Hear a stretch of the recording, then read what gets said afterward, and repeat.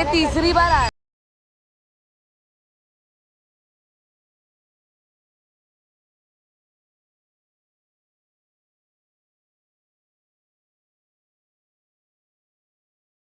Photo लो।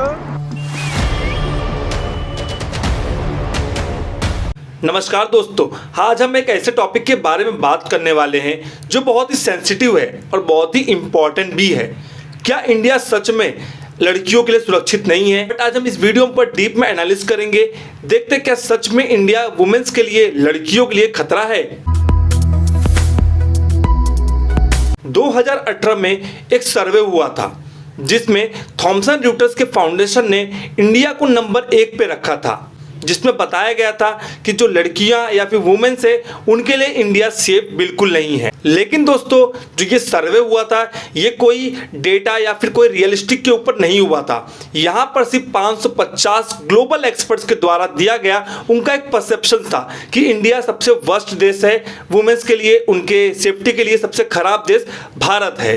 और India को first rank पर रखने का रीज़न था कि सबसे ज़्यादा यहाँ पर सेक्सुअल हरेसमेंट होता है, इंडिया में सबसे ज़्यादा रेप केस देखने को मिल जाता है और आज भी इंडिया में चाइल्ड मैरिज, दहेज प्रथा देखने को मिल जाता है। यही सब पॉइंट्स के ऊपर जो ये ग्लोबल एक्सपर्ट्स थे उन्होंने इंडिया को नंबर 1 पे रखा था। लेकिन ये सर्वे काफी कंट्रोवर्शियल बन गया था। वुमेन एंड चाइल्ड डेवलपमेंट के जो हमारे मिनिस्टर थे उनका कहना यह था कि 2012 के निर्भया केस के बाद इंडिया में काफी ज्यादा रिपोर्टिंग्स हुए और बहुत ही ज्यादा इसके ऊपर काम किया गया था। तो ये मानना बहुत ही गलत है कि इंडिया वर्स्ट देश है वुमेन्स और लड़कियों के सेफ्टी के लिए। उनका यह मानना था कि ये जो ग्लोबल एक्सपर्ट्स का ये उनका खुद का परसेप्शन है और उनका ओपिनियन है, यहां पर कोई भी डेटा और रियलिस्टिक के ऊपर बात नहीं किया गया था।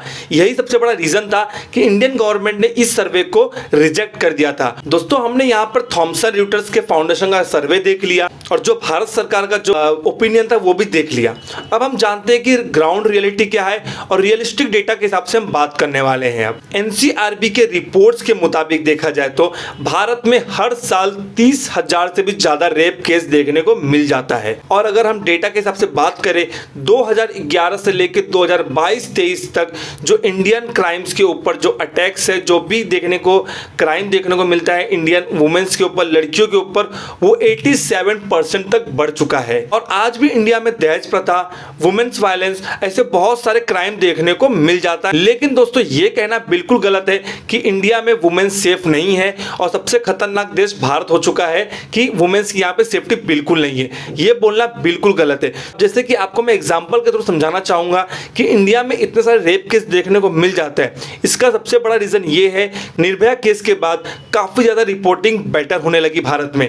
इसका मतलब ये है कि भारत में जितने भी रेप केस होते हैं उनके ऊपर रिपोर्ट भी और एक्शन भी लिया गया है एक कानूनी तौर पर। इसीलिए भारत में जो नंबर्स है और जो आंकड़े हैं वो बहुत ही ज्यादा हाई दिखाते हैं। और अगर हम इंडिया की बात करें तो हर 20 मिनट में इंडिया में एक रेप केस देखने को मिल जाता है। और अगर हम इन सब आंकड़ों को देखने के बाद लगता है कि सिचुएशन थोड़ा सीरियस तो है, लेकिन इतना ज्यादा वर्स्ट भी नहीं हो चुका है। आज भी कई देश ऐसे हैं जहां पे वुमेन्स राइट्स और उनके सेफ्टी के पीछे ध्यान नहीं दिया जाता, जैसे कि सीरिया, अफगानिस्तान, सोमालिया, कोंगो, ऐसे और भी बहुत सारे देश है जहां पर वुमेन्स सेफ्टी बिल्कुल नहीं है। तो दोस्तों, ये सारे देशों में आज भी वुमेन्स सेफ्टी के लिए बहुत ही ज्यादा प्रॉब्लम देखने को मिल जाता है। तो ऐसे में ये बोलना कि वुमेन्स सेफ्टी बिल्कुल नहीं है भारत में, तो ये थोड़ा सा गलत पॉइंट साबित यहाँ पर हो जाता है। तो दोस्तों, आखिरी में सिर्फ इतना ही बोलना चाहूंगा कि हाँ, इंडिया में आज भी प्रॉब्लम, थोड़ा सिचुएशन सीरियस है, लेकिन सबसे वर्स्ट नहीं है। आज भी कई देश है जहां पर वुमेन सेफ्टी, वुमेन राइट्स के लिए प्रॉब्लम्स क्रिएट होते हैं